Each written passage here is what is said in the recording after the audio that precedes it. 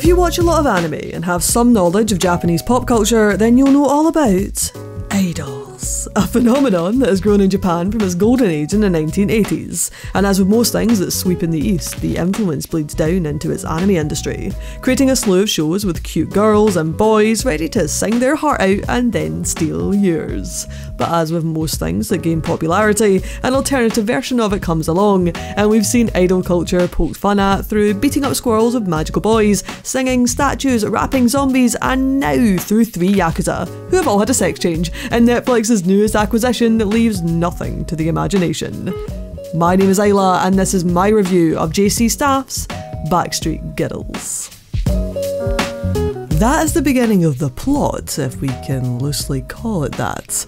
After feeling their boss Inogane one too many times, subordinates Kazuhiko, Ryo and Kentaro are given a choice to either commit suicide or go to Thailand and have a sex change, so that they can provide for their Yakuza gang by becoming popular idols. Taking the latter option, they spend a year undergoing a grueling training regime to debut as Akihabara's newest idol group, and I guarantee that within 5 minutes of seeing this series, you're going to be able to tell whether or not it's the kind of show for you, because it's essentially a gag or meme anime that relies heavily on its comedy, and as we all know, comedy is subjective. So if you're a fan of crude, rude, abrasive, over-the-top humour, then there may be something for you in Backstreet Girls. But if you cringe at that kind of behaviour, then, well, this is one to miss. In a way, it reminded me of the criminally underwatched summer 2018 comedy Asobi Asobase, with the outlandish way it plays on humour, and there were even a couple of shared jokes, like Westerners butchering the Japanese language. Oh! Japan, いいね! Beautiful! 親分よろしくね! 僕、日本語喋れる! おばあさんが Japanese! But this is a very, very light comparison, as Asobi goes on to use its animation to fuel its comedy, whereas Backstreet Girls has no animation to speak of. It's comprised of still shots with mouth flaps, shaking cameras and speed lines, making it a dull watch at the best of times, but especially so if you choose to binge it as per the Netflix model. Each episode sits at the standard 24-minute mark, which was far too long for a show of this nature, despite the episodes being split into skits, and I often found myself bringing up the timeline to see how long I had left to go. Had it been cut down to the time of, say, Agretsuko, then I feel the show would have had a lot more punch to it, because occasionally there would be moments that made me laugh. Unfortunately, there wasn't enough to hold up an entire anime.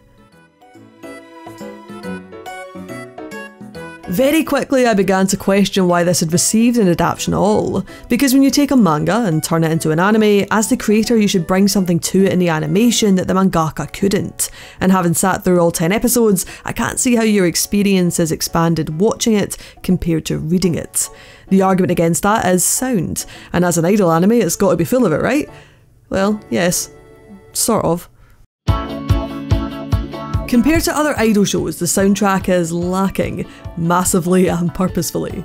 But the songs it does have are all situational to the current skits we're in, and while I can't say I'll be first in line to buy their CD, they do a decent job of making fun of the typical fluff pieces found in idol music. And the cast making fun of it do voice it well. With no animation, it relies heavily on its voice actors and scripting, so while the latter can be a bit iffy, the acting pushes the humour on, with most of my highlights coming from the Kenji Fujiwara scenes. As a whole though, this is one to skip.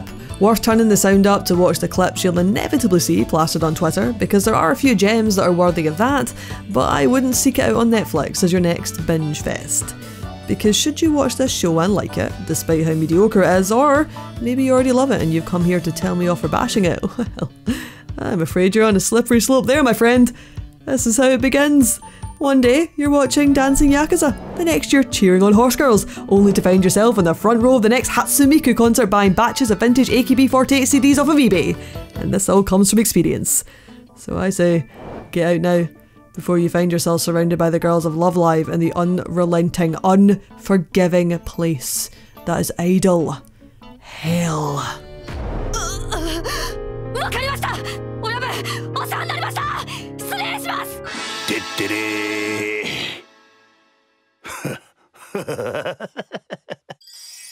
Soりゃそうだよね。あちゃちゃ、やられた。